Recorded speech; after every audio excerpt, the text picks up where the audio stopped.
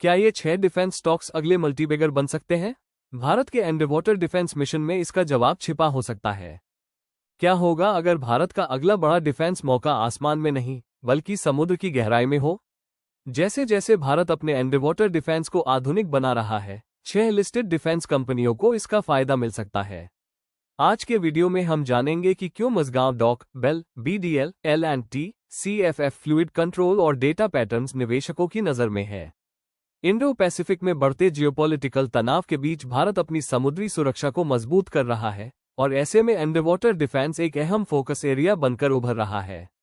पारंपरिक पनडुब्बियों के अलावा भारतीय नौसेना advance sonar system, underwater surveillance, anti submarine warfare और ऑटोनॉमस अंडरवाटर व्हीकल्स में निवेश कर रही है। इस बढ़ते इकोसिस्टम से सबमरीन बनाने, डिफेंस इलेक्ट्रॉनिक्स, पानी के नीचे इस्तेमाल होने वाले हथियारों और खास इंजीनियरिंग के क्षेत्र में काम करने वाली कंपनियों के लिए मौके बनने की उम्मीद है। यहां ऐसे 6 स्टॉक दिए गए हैं जिन्हें भारत के पानी के नीचे डिफेंस को आधुनिक बनाने के बढ़ते प्रोग्राम से फायदा हो सकता है। भारत की चुपचाप रक्षा क्षमता बढ़ाने की कोशिश इंडो पैसिफिक में भू राजनीतिक तनाव बढ़ने के साथ ही भारत का ध्यान नौसैनिक सुरक्षा के मामले में तेजी से पानी के भीतर की क्षमताओं को बढ़ाने पर केंद्रित हो रहा है। इस क्षेत्र में पनडुब्बियों की बढ़ती गतिविधियों को देखते हुए भारतीय नौसेना पनडुब्बियों, sonar system, torpedo, autonomous underwater vehicles और एआई आधारित निगरानी प्रणालियों के जरिए पानी के भीतर युद्ध लड़ने की अपनी क्षमताओं को मजबूत कर रही है।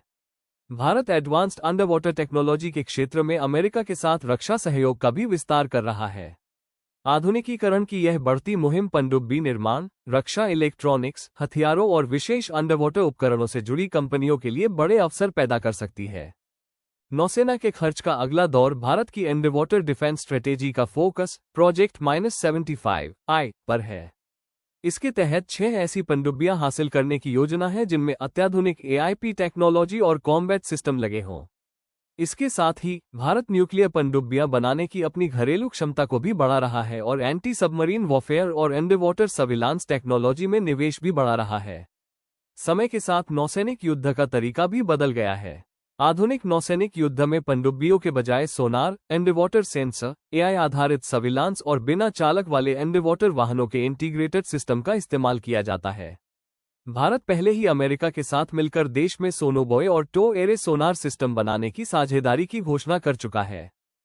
मझगांव डॉक का सबमरीन दांव भारत में सबमरीन अपग्रेड से फायदा उठाने वाली सबसे बड़ी लिस्टेड कंपनी के तौर पर मझगांव डॉक शिप बिल्डर्स का नाम प्रमुखता से आता है। यह एकमात्र ऐसा डॉकयार्ड है जो पारंपरिक सबमरीन बनाने के लिए जाना जाता है। इसने प्रोजेक्ट -75 के तहत स्कॉर्पियन क्लास की सभी 6 सबमरीन की सप्लाई की है। 93,000 करोड़ रुपये के मार्केट कैप वाली Mazagon dock ship builders limited के शेयर 2,300 रुपये पर ट्रेड कर रहे हैं और इनका पे 36 है, जबकि इंडस्ट्री का पे 44 है। भविष्य में सबमरीन डेवलपमेंट, खासकर प्रोजेक्ट 75I में कंपनी की भूमिका बहुत अहम होने की उम्मीद है। भारत में सबमरीन बदलने की बात करें तो कंपनी को काफी ऑर्डर मिल सकते हैं, क्योंकि आने वाले सालों में कई सबमरीन रिटायर होने वाली है। बेल और बीडीएल का underwater defence system Bharat electronics, BEL और भारत डायनामिक्स, बीडीएल, भारत के अंडरवाटर डिफेंस सिस्टम में अहम भूमिका निभाते हैं। बेल स्वदेशी sonar system, combat management system और अंडरवाटर सर्विलांस टेक्नोलॉजी बनाता है। साथ ही ये भारत में टो एरे सोनार सिस्टम बनाने के लिए L3 हैरिस के साथ मिलकर काम कर रहा है। वहीं बीडीएल हेवीवेट टॉर्पीडो और एंटी सबमरीन वॉरफेयर ASW उपकरण बनाता है और सोनोबॉय बनाने के लिए अल्ट्रा मैरिटाइम के साथ साझेदारी की है। जैसे जैसे भारत अंडरवाटर सर्विलांस और ASW क्षमताओं पर खर्च बढ़ा रहा है, दोनों कंपनियों को डिफेंस के आधुनिकीकरण के इस लंबे समय तक चलने वाले ट्रेंड से फायदा हो सकता है। L&T और CFF की अहम भूमिका लार्सन और टूब्रो, L&T और CFF फ्लूइड कंट्रोल भारत के अंडरवाटर डिफेंस इकोसिस्टम में अहम भूमिका निभाते हैं। L&T एडवांस सबमरीन इंजीनियरिंग में योगदान देता है, जिसमें प्रेशर हल, लॉन्च सिस्टम और भारी इंजीनियरिंग पार्ट्स शामिल हैं। इसमें भारत के अपने न्यूक्लियर सबमरीन प्रोग्राम का अनुभव भी काम आता है। वहीं CFF फ्लूइड कंट्रोल खास submarine fluid control system, propulsion parts, underwater communication equipment और सोनार सॉल्यूशन बनाता है। जर्मनी की एटलस इलेक्ट्रॉनिक के साथ जॉइंट वेंचर के जरिए CFF भारतीय नौसेना को एडवांस सोनार और कम्युनिकेशन सिस्टम भी सप्लाई करता है।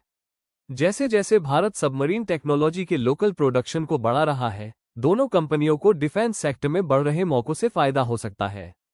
अंडरवाटर ड्रोन का भविष्य। उम्मीद है कि अंडरवाटर युद्ध का भविष्य ऑटोनॉमस अंडरवाटर व्हीकल्स AUVs और अनमैन्ड अंडरवाटर व्हीकल्स UUVs से तय होगा।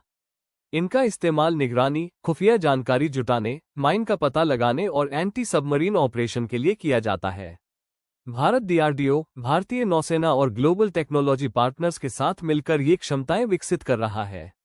लिस्टेड कंपनियों में data patterns, mission computer, embedded electronics, radar, signal processing और ऑटोनॉमस टेक्नोलॉजी में अपनी विशेषज्ञता के जरिए इस क्षेत्र में अप्रत्यक्ष रूप से हिस्सेदारी रखती है।